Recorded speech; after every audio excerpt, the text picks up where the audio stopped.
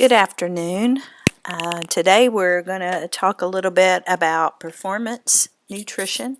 So for any of you that are involved with exercise physiology, exercise science, should be one of your main interests that you have.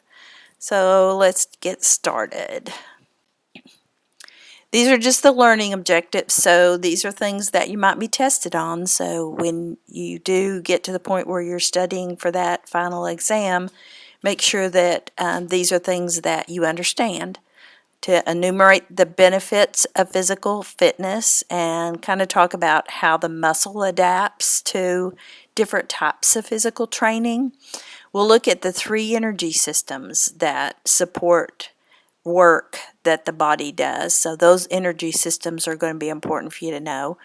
We'll look at how glucose and fat and proteins work to promote energy and why vitamins and minerals are important. And then we will also look at some of the hazards of fluid intake and temperature extremes like heat stroke and that type of thing caused to the working body or when you're exercising.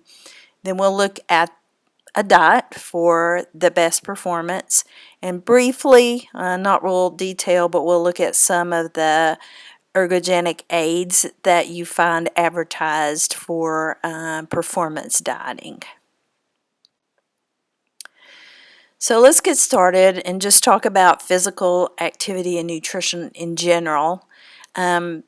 This is basic, but the body does need nutrients that give it energy. And we already know from previous lectures that carbohydrate, protein, and fat are those energy nutrients.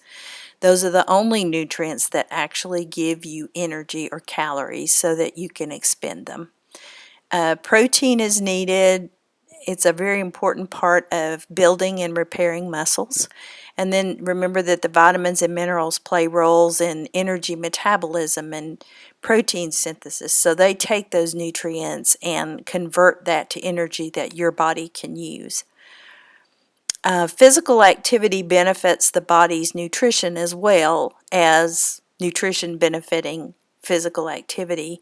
So physical activity kind of helps us regulate the nutrients, so we utilize them appropriately.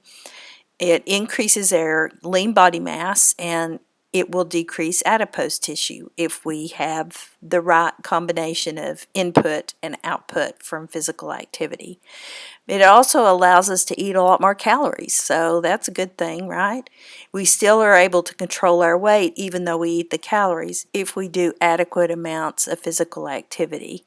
So in essence, it gives us those discretionary calories that we enjoy, those cupcakes, cookies, and all that type of thing. So fitness is all these things that you see: muscle strength, muscle endurance, body composition, flexibility, cardiorespiratory fitness, and we'll kind of talk about all those in a little bit more detail, but that is what health-related fitness is. All those things play into that. And those are all things that happen with exercise and physical activity. So we know that it does lead to a longer life as compared to those folks who don't exercise and are much more sedentary. Myokines, and those are proteins that are secreted by a muscle that works, and that gives it the positive results.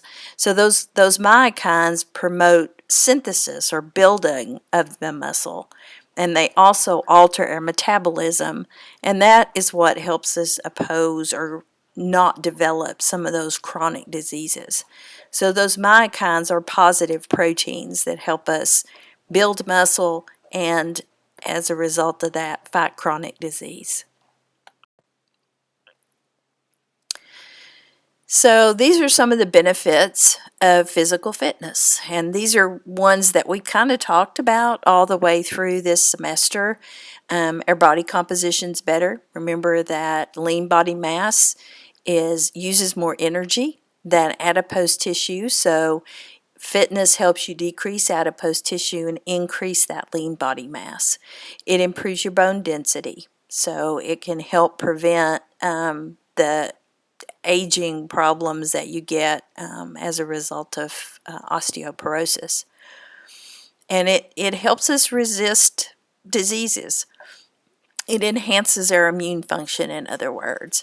So that helps resist colds and infectious diseases, as well as certain types of cancers as well.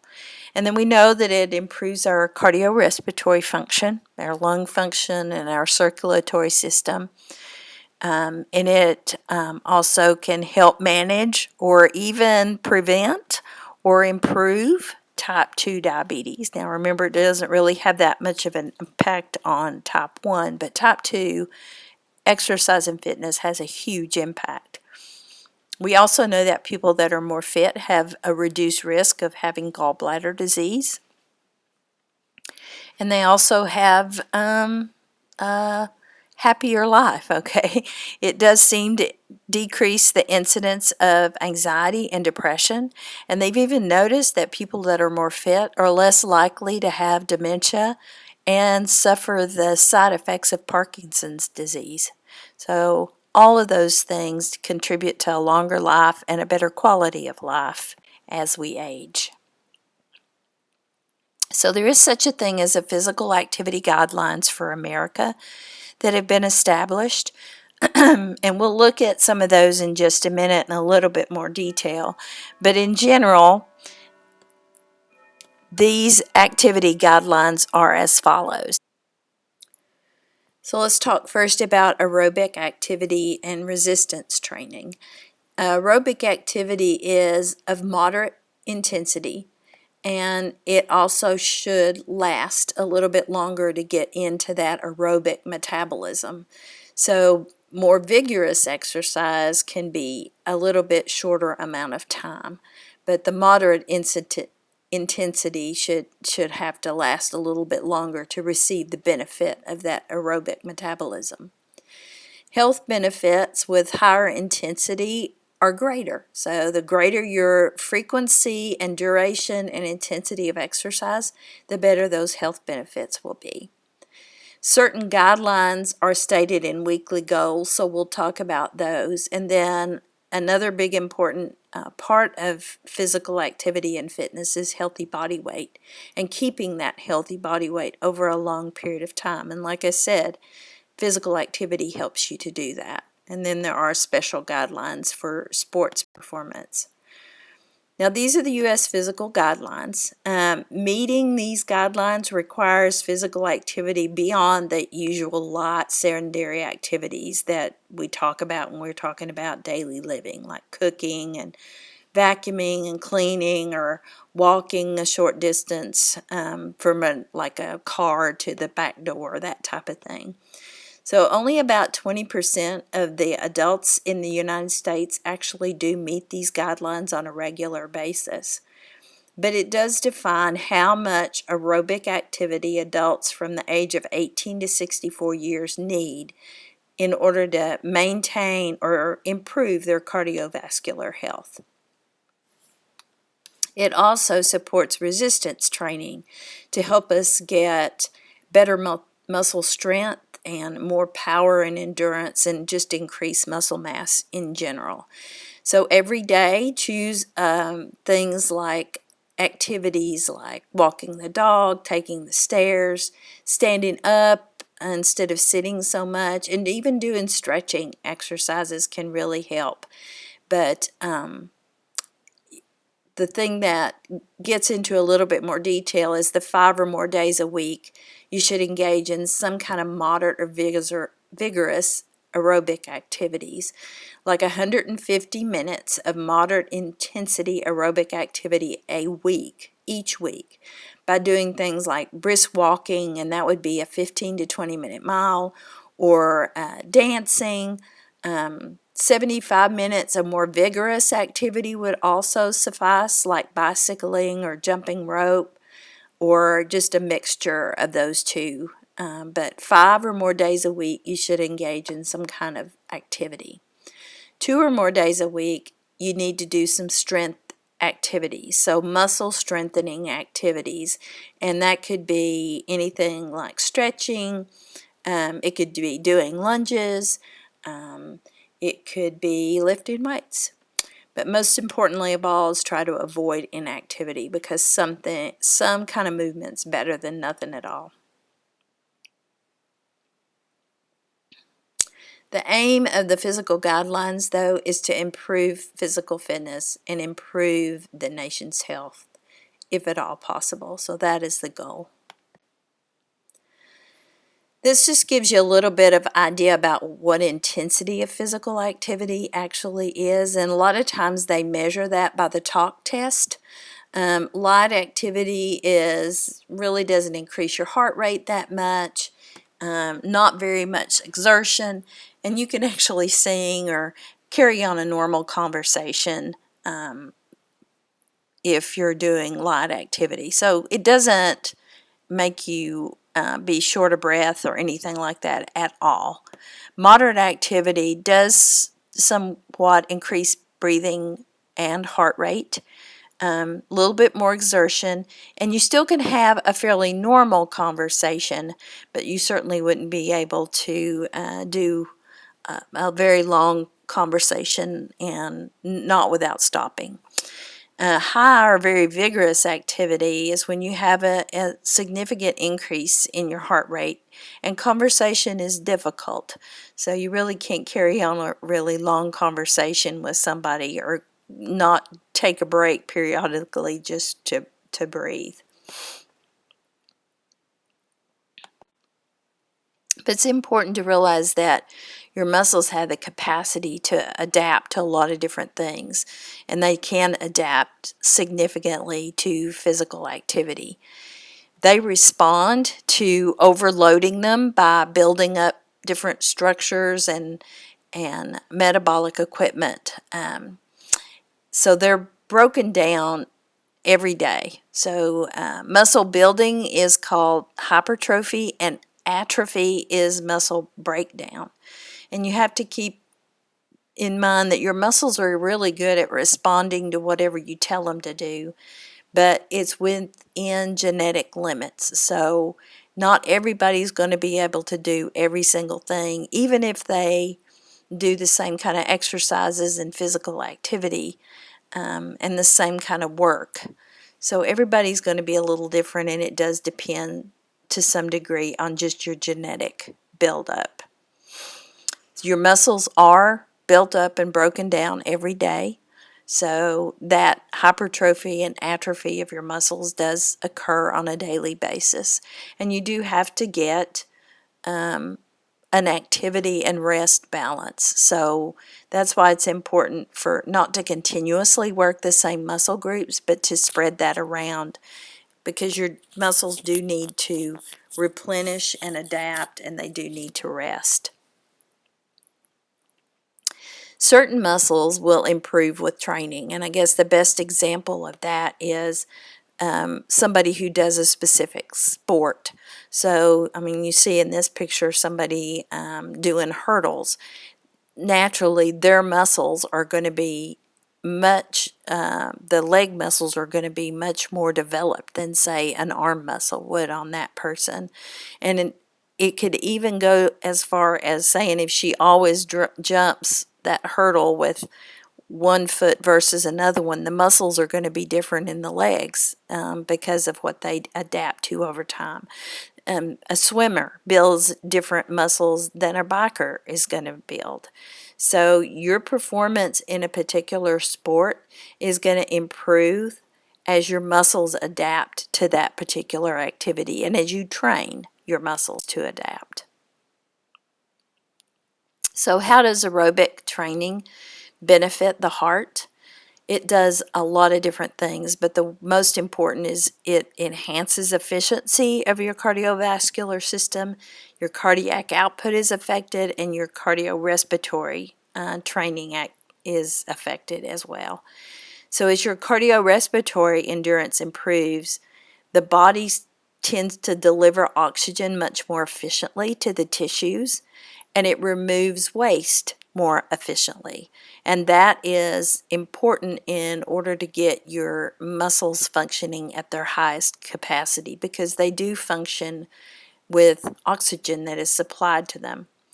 As the heart muscle itself, that one grows stronger with exercise, and it does improve and get stronger with exercise, the cardiac output increases, and that just means that the stroke volume, the volume of blood that goes through the heart with each beat, that's stroke volume, is increased. So the heart eventually doesn't have to work as hard over time. And an athlete will many times decrease their heart rate because their heart becomes so much more efficient at pumping the blood through the body. It doesn't have to pump as often. So their heart rate will generally slow when they're more conditioned. Training increases your heart rate over time with activity. And training of those large muscle groups, like your legs and your buttocks and your chest and your shoulder, those that type of training can really impact the heart and the heart strength and the way that it beats over time. But it is important to make sure that you exercise safely. And your book does have a long list of things that you need to do. But basically, if you read through that long list, it's like, be sensible. Start your regimen, your exercise and physical activity regimen, but start it gradually and only after you've talked to a physician to make sure that you can do that, that there's nothing physically wrong that would impede that. So this is what I told you was kind of important. These are 3 energy systems. So if I were you, I would really make a note of this slide and what that it means and try to understand it. So the body has an energy reservoir, and that gives you short bursts of intense physical activity, and that only lasts about 20 seconds. So you do have an energy storage system in your body that gives you just the energy for an intense physical activity that is very short. And there are some high energy compounds that trap and store that energy inside your muscle in itself. And we'll talk about what those high energy compounds are. As far as the anaerobic metabolism, this energy system partially breaks down glucose to give us energy without using oxygen. And it is also very important during intense activity or intense physical activity. And that's called the lactic acid system because it generates lactate. And lactate is a byproduct of muscle contraction that can be used as a fuel after somebody has been on a training regimen. So it draws really heavily on glucose stores to run this anaerobic fuel system, and it does produce lactate. And a lot of times people have said that lactate is what makes you feel fatigued. And it does kind of, the accumulation of lactate kind of coincides with muscle fatigue, but it doesn't cause muscle fatigue. Lactate is something that just begins to build up in the system if you've had bouts of high intensity activity. The thing that causes fatigue is not the lactate, as I said, but it's actually the depletion of that muscle glycogen. And that usually is depleted by like 80% if you've got a real high intensity short bout of activity. So that's what happens at the next partial of energy requirements that you have. So first you get rid of the glycogen and all the high energy compounds that are actually stored in the fiber of the muscle itself. And then you go to that anaerobic fuel system. And then that too doesn't last very long, and it is intense activity. And you get that buildup or that kind of fatigue of your muscle and that's what produces lactate is what is accumulating when you kind of feel that fatigue. But remember that it's the depletion of all the muscle glycogen that produces the fatigue, not the lactate. Finally, you have the aerobic fuel system, and that's what gives you the energy to keep going and getting past those first few seconds of really intense activity. The aerobic fuel system is oxygen dependent, and it is one that uses fuel very efficiently, and it conserves all those glycogen stores, but it is what eventually will fuel that long activity like a marathon or something like that. It's the aerobic fuel system that is the one that lasts through the long haul, so to speak. And we'll talk a little bit about what that is.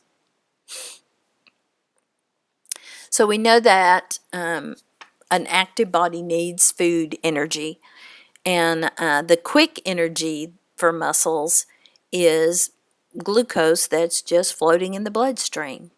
So that is the energy that's more quickly available to exercising muscles.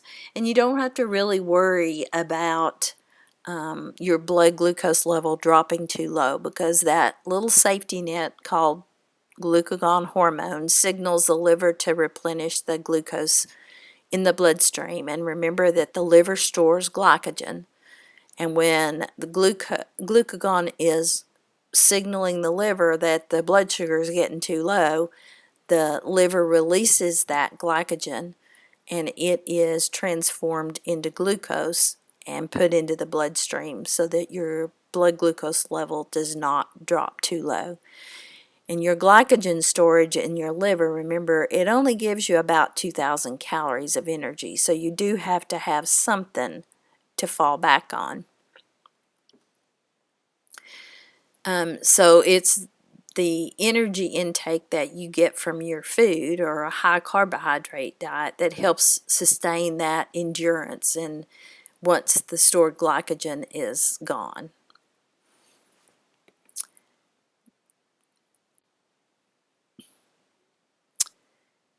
So glucose is still a major fuel, and training athletes, can achieve more glycogen storage in the muscles just because they have trained. So consistent training does seem to truly affect the glycogen use in two primary ways. The first way is that muscles adapt a little bit better by the way they store extra amounts of glycogen, so that the more you consistently train your body in particular muscle groups, they're going to adapt by storing larger amounts of glycogen to support that training and that work that you're doing.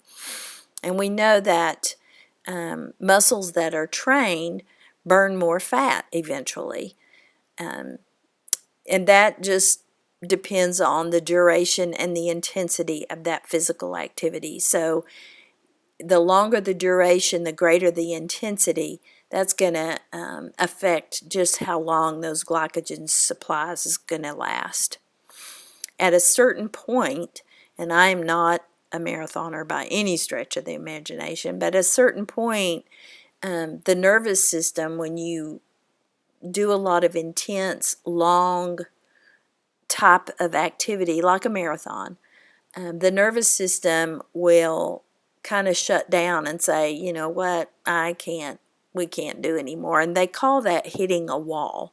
A marathoner will explain that as hitting a wall. And that's just where further work by the muscle group is almost impossible, because at that point the glycogen supplies have just run out in the muscles, and your body has to switch to another way of getting fuel for the rest of the physical activity.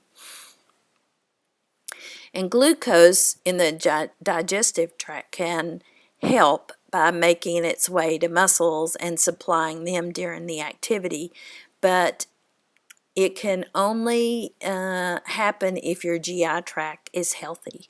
So if you've got somebody who is doing a long distance marathon, for example, and they're given a liquid, something like Gatorade, something with some glucose in it and other electrolytes in it, and they immediately throw it up, then they have got a high intensity activity, and their GI tract maybe is a little bit more prone to disturbances, and it just can't handle that, and that prevents them from being able to take in that glucose and sustain the activity a little bit longer than would normally be possible. This just shows the results of a study that was done about the effect of diet on physical endurance. And if you look, a high-fat diet without carbohydrate only gave the people they tested a maximum endurance time of 57 minutes. But in total contrast, a really high carbohydrate diet, which 83% of the calories came from a carbohydrate source, that more than doubled the amount. So 167 minutes was the endurance time that athletes were able to sustain if they had a high carbohydrate diet. So it really helps an athlete to have a high carbohydrate diet, and it helps them to work longer before they reach that point where their muscles and they are exhausted.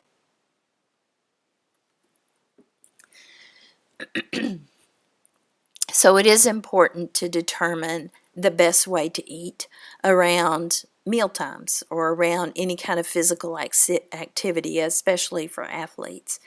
Pre-game, glucose taken just a few hours before a game or before an activity can be beneficial in kind of tanking up the glycogen stores.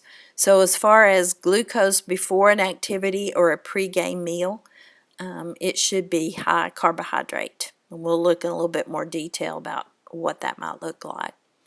But during an activity, some athletes, because of that activity, may not be able to eat solid foods. And that's why liquids like high carbohydrate energy drinks or high carbohydrate gels may improve their activity and their athleticism during a long distance type of activity in particular.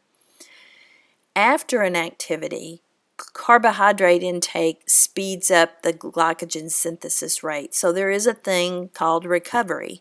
So after an activity, you need to somehow recover glycogen stores, and it's important in allowing athletes to be able to train so that they don't have to take long periods of recovery. So if they eat something 1 to 2 hours after that activity or that physical challenge, that is the best time to start reloading with a high carbohydrate diet. So if possible, after that first bit of training or activity has occurred, eating 1 to 2 hours after it is the best time to reload your body with a high carbohydrate intake and reestablish that storage of glycogen in your muscles and in your liver. And that does help to postpone fatigue and maximize performance. So these are general research-based guidelines, and they have to be adjusted for an athlete's needs, what kind of training they're doing, and what kind of activity that they're doing. Carbohydrates in sports drinks or gels, all that is included in estimating the day's total.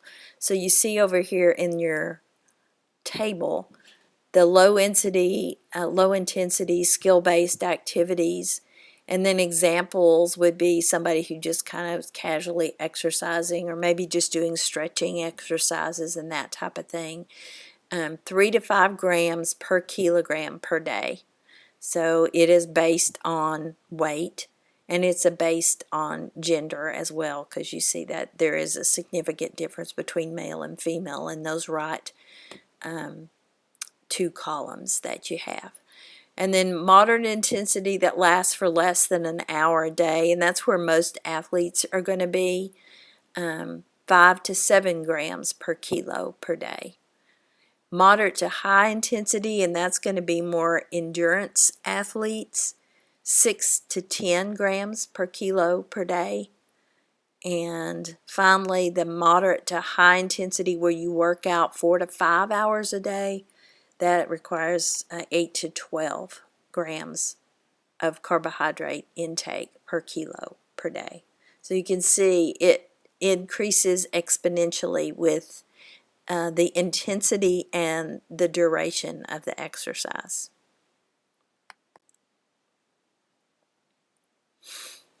So theoretically, you're very limited on your glycogen stores, and as a result, your glucose stores are dependent on intake more than anything.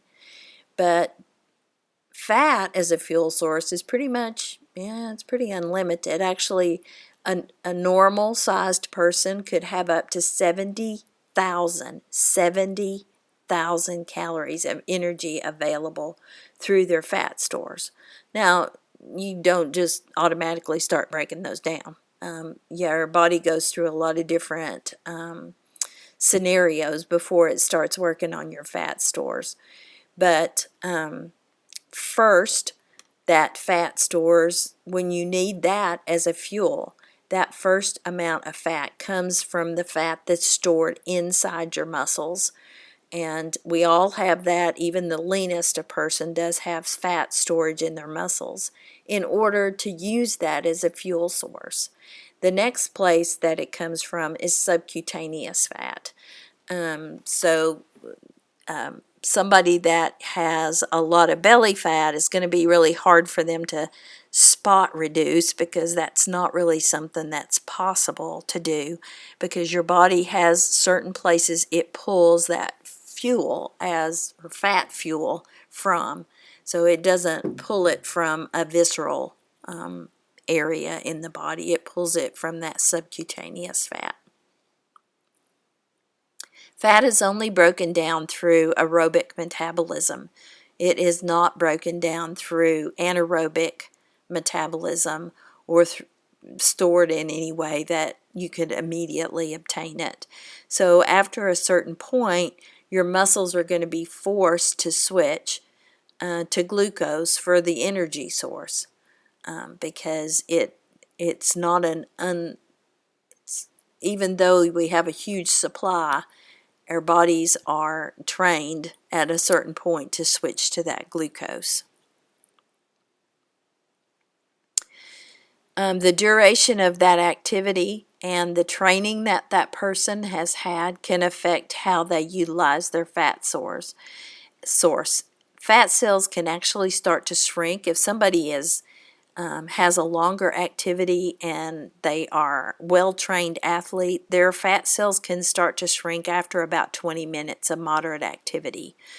But that really makes a difference as far as how well-trained that person is. Because the more well-trained somebody is, the more they actually kind of train their body to be able to utilize the fat cells more efficiently than somebody who just does it once a week maybe, or somebody that's not as serious about physical activity. So the recommendations are 20 to 35% of calories should come from fat in an athlete's diet or somebody who is training. And they do recommend a higher intake of omega-3 fatty acids, because those do decrease inflammation in the muscle tissue and can help recovery.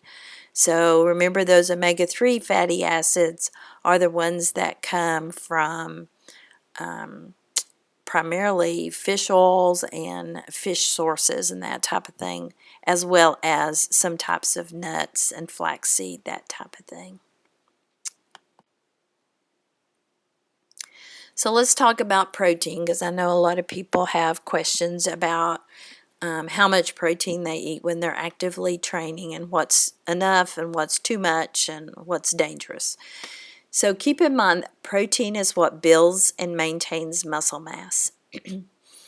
And physical activity is what that is the signal for building the muscle proteins. So you cannot, bottom line, you cannot eat tons of protein and sit on the couch and build muscle, because the protein is not going to incorporate in your muscles and help you build unless you work them.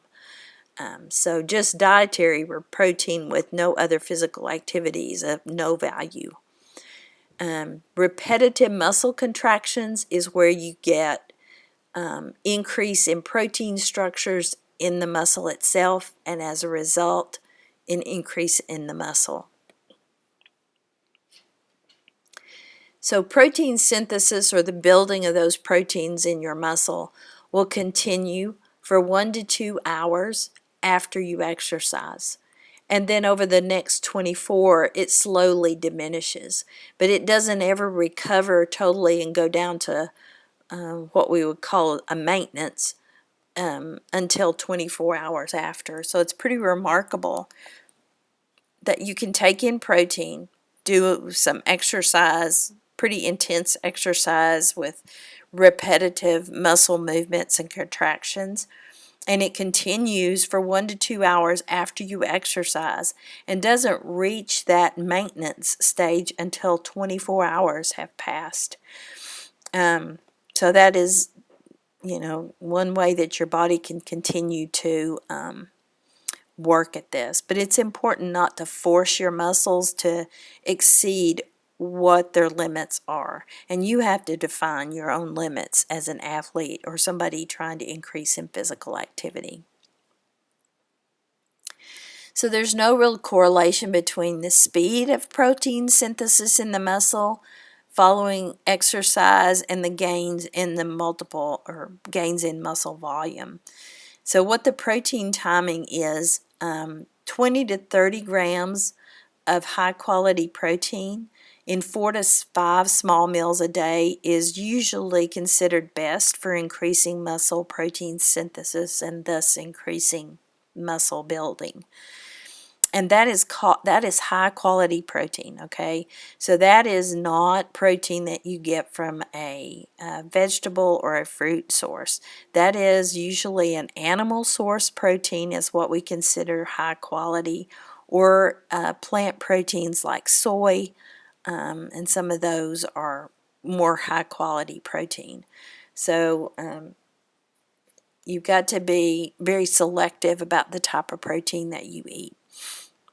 But spreading it out over a day is usually better because you're able to absorb it more completely, and it's usually better for you. If you do it that way, 20 to 30 grams of high quality protein is not just tons and tons of protein. So I think we overdo it so many times in trying to get extra protein in. In fact, if you go over 40 grams of that high quality protein per day, that usually turns your body into using that extra protein for energy, and it doesn't have any effect on your muscle mass. So going over 40 grams of high quality protein per day means you're just kind of putting more energy in storage rather than increasing muscle mass. And supplements, and we'll talk real briefly about those later, but they really have no advantage over high quality protein that you obtain from food.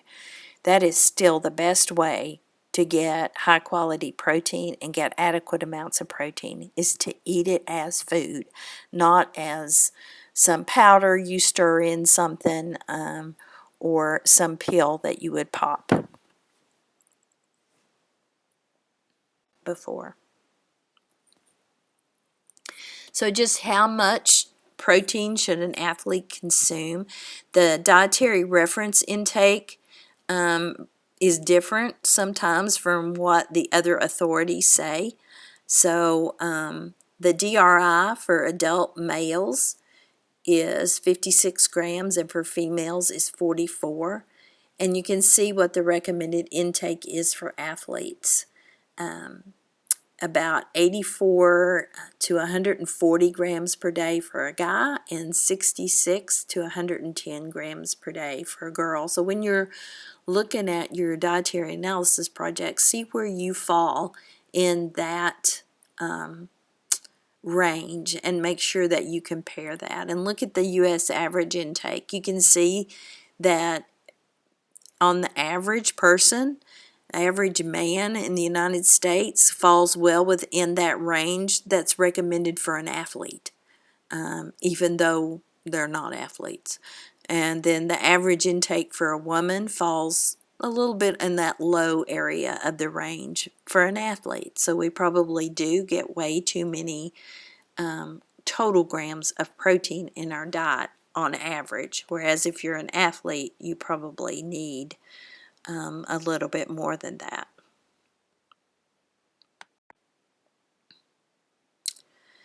So what about nutritional supplements? Are there any supplements that would really benefit athletic performance? A lot of them are touted to really improve somebody's athletic performance, but do they? No. If you eat adequate amounts of food and you follow the recommendations for protein and carbohydrate and fat, a well-nourished athlete doesn't need any other supplements. You don't need protein supplements, you don't need vitamins, you don't need minerals, because if you eat a varied diet, then that's going to give you all the nutrients that you need, all the vitamins, all the minerals, and hopefully if you eat a really well-rounded diet, you're also going to get adequate amounts of protein. So you see 5 real food alternatives to protein powder. And up at the top it's like peanut butter and eggs and cheese and other types of fish instead of eating some crazy wild sardines.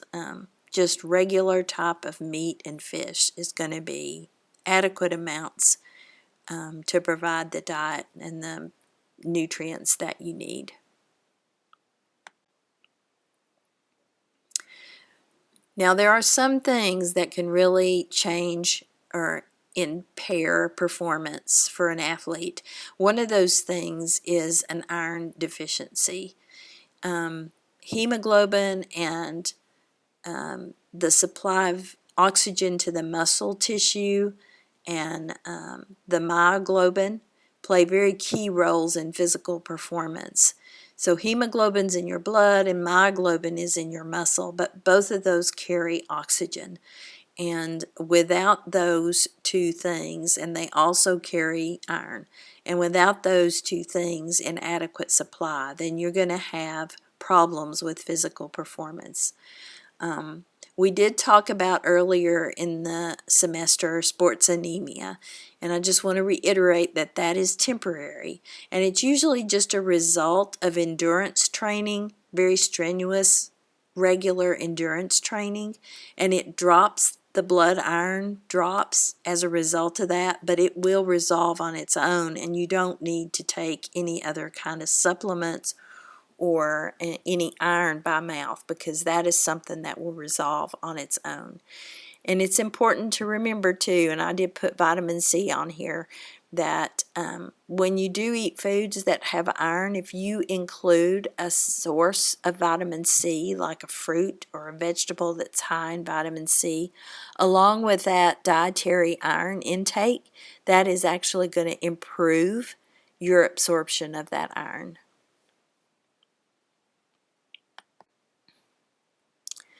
So let's look a little bit at fluids and temperature and electrolytes when you're talking about physical activity. So it's important to make sure that you maintain your fluid and electrolyte balance, and that helps to regulate your temperature.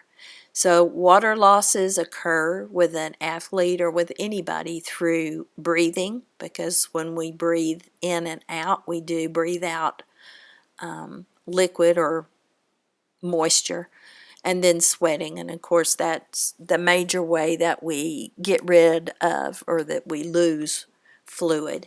And it's really easy when you're working out, especially in a hot environment over a period of time, to get dehydrated.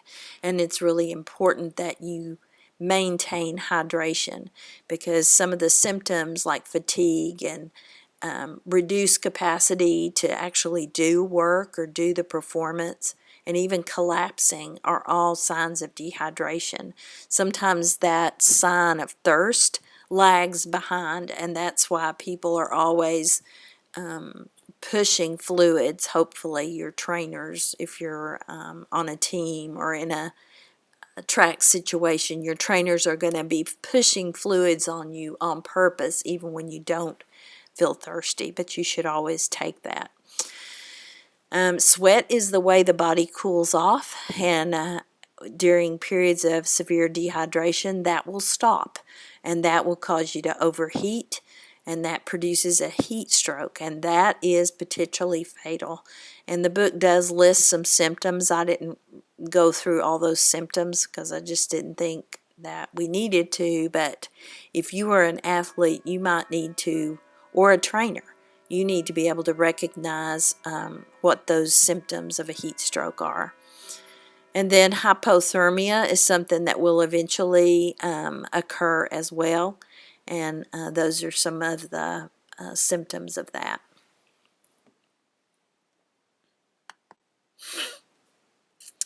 So it's really important during physical activity that you hydrate and you rehydrate frequently. Hydration should occur before and during and after the activity. So before is important to get hydrated. Staying hydrated during the activity is important, but it's just as important after the activity that you try to replenish the fluid that you have lost. The amount of fluid required for physical activity varies by that person's weight and their genetics and how hydrated they were before they started the activity and how well they've trained. It also is impacted by the environment. So if the environment's very hot versus very cold, your degree of hydration is going to be different. The way that you can determine just how much you need is by looking at what we call an hourly sweat rate. So you determine that by weighing before and weighing after the exercise or the activity that you have, and then you can kind of determine how much you need to replace. So when you're rehydrating, it's important to replace with 2 to 3 cups of fluid for each pound of body weight lost.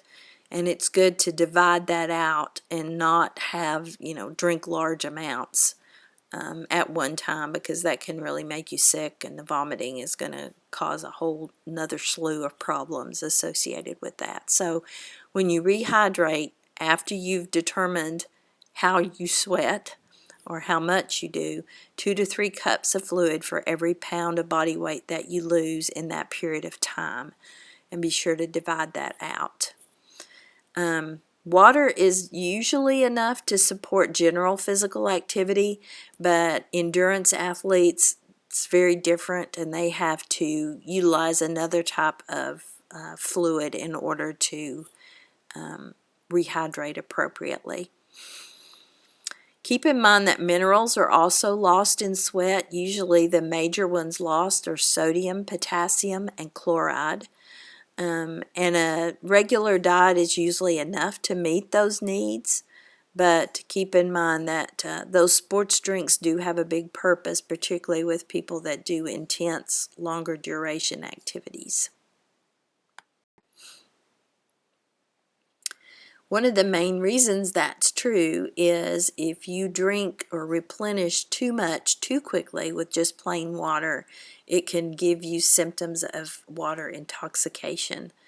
And so it's important to replenish electrolytes along with the water, and that's particularly crucial for sports or events that last for longer than just under an hour.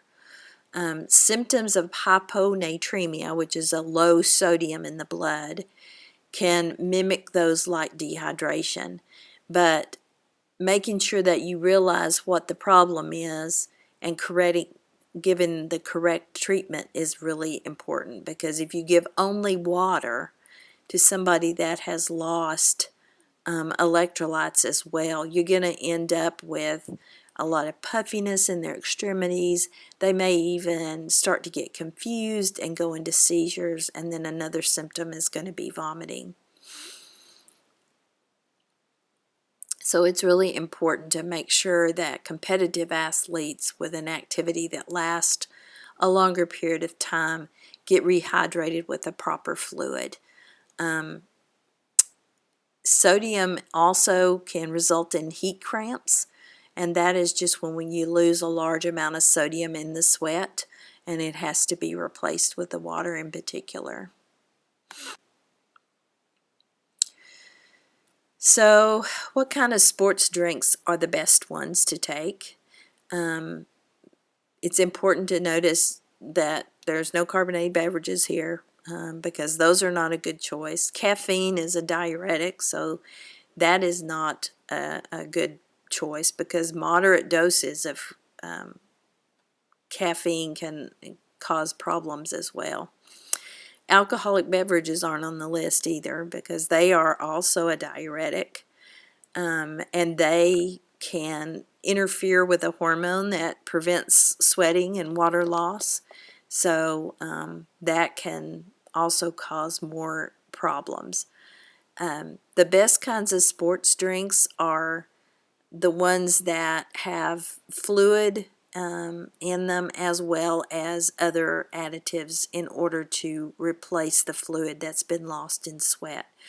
So sports drinks usually have source of glucose in them, and they're usually a source that is easily digested and easily absorbed, and that can help them increase their blood glucose on a very rapid basis, and it can even improve performance, because you are giving your muscles that quick energy that they need. And then they also have sodium and other electrolytes that is typically lost during sweating, like sodium, potassium, and chloride.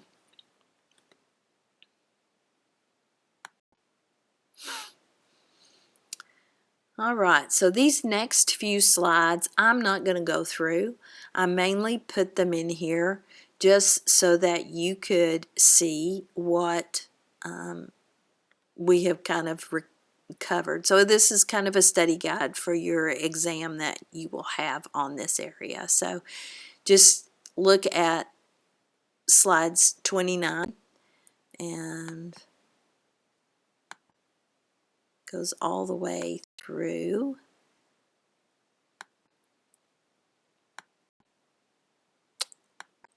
35. And all of these are just good study slides for you to look at again to do a review.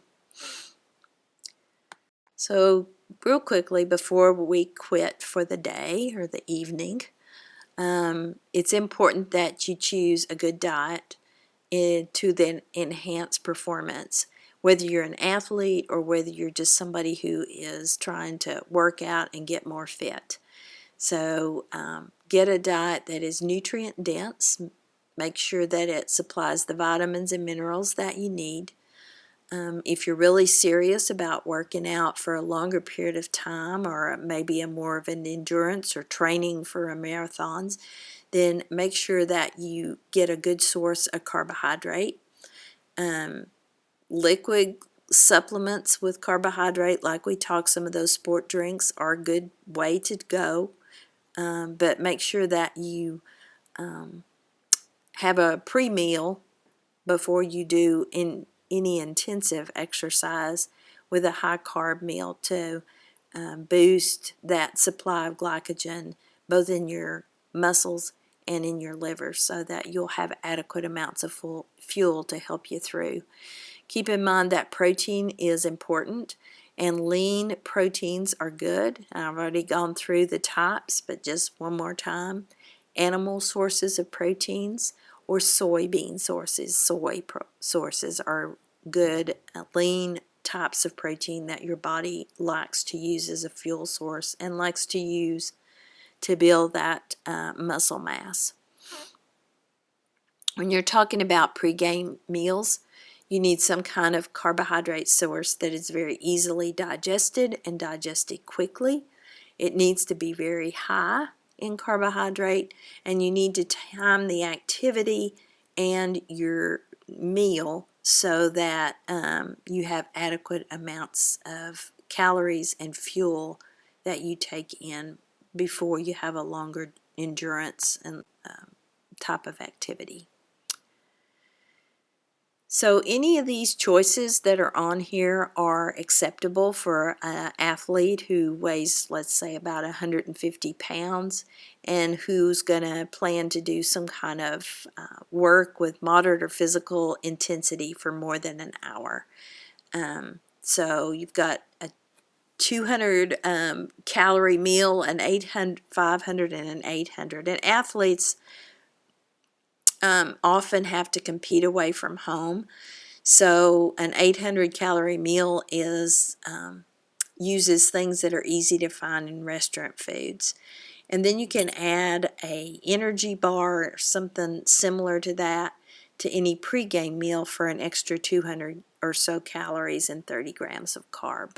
So you can kind of see what that first little snack needs to be if you're going to add that. It's important too that you keep in mind that athletes need tons of calories and they need them in a form that's easily digestible. And even after they have a long endurance type of activity, they need a recovery meal. And that's suggested to be several small meals or little snacks. It's even okay to start out with some kind of liquid form to start recovering and rehydrating. Even things like homemade shakes are going to be higher in protein and carbohydrate and also going to have the liquid. So if you enjoy your sports drinks, you might also consider nice homemade shake to also help that out. And they taste pretty good too.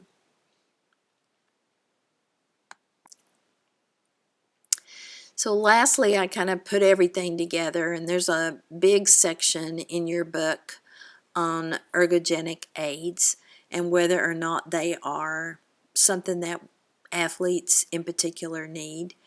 And keep in mind that you look at all these, and these are called advertorials instead of just advertisement, but they look really convincing, but keep in mind that they're there to sell you something. Not to teach you something, not to give you new information, but they're there to sell a product.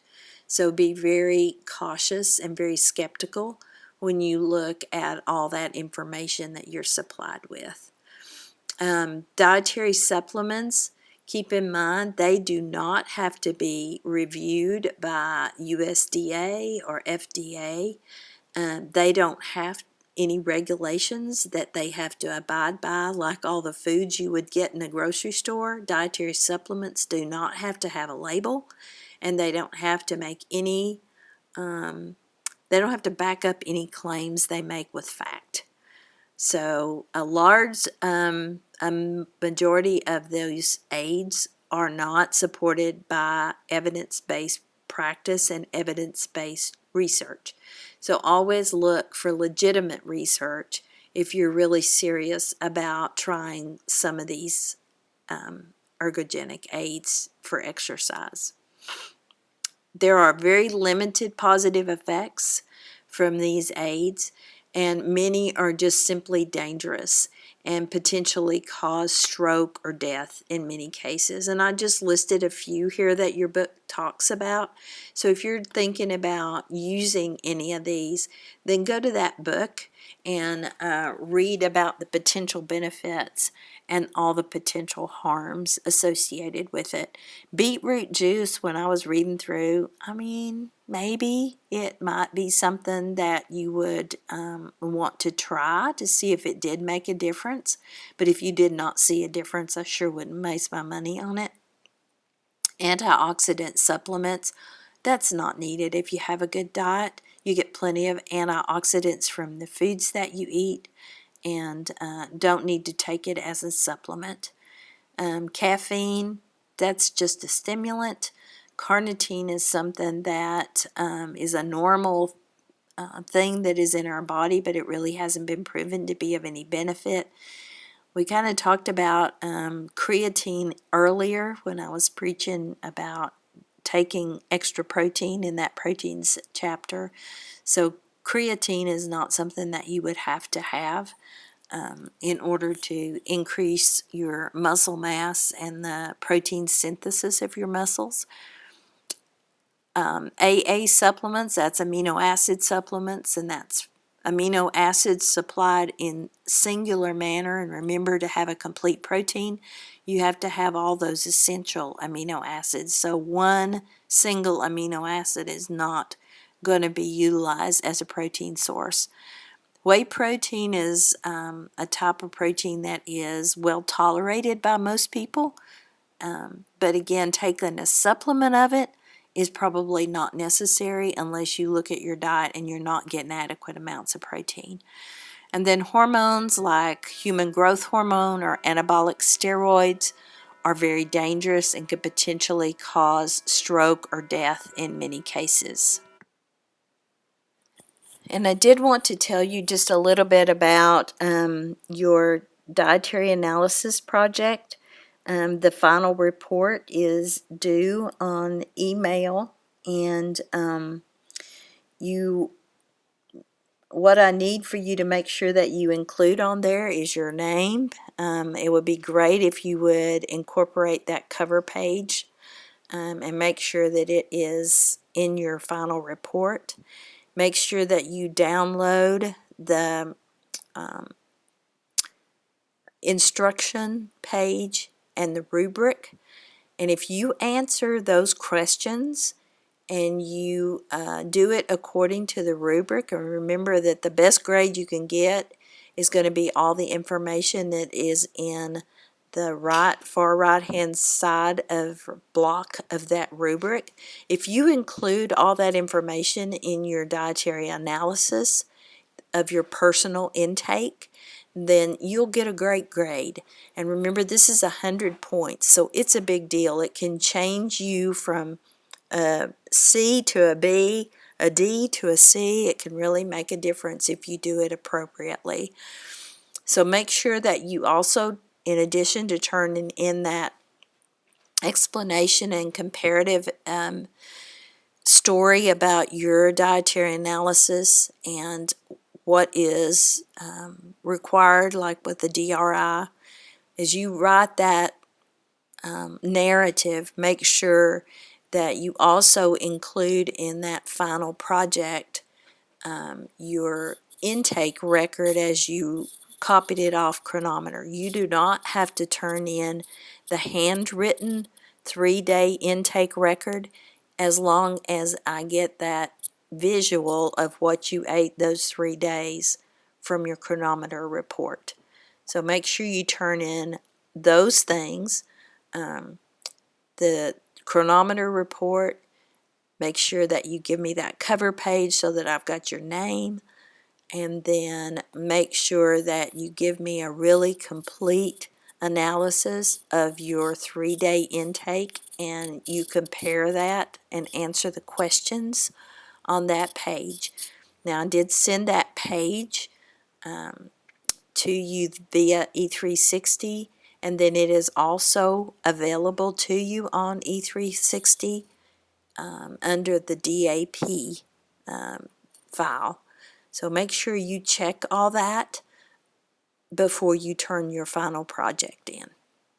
If you have any questions, then be sure and send me a quick email, and I will be checking that first thing, I'll be checking that all day Tuesday. So thank you for your attention, and I hope you have a good rest of your day and stay healthy.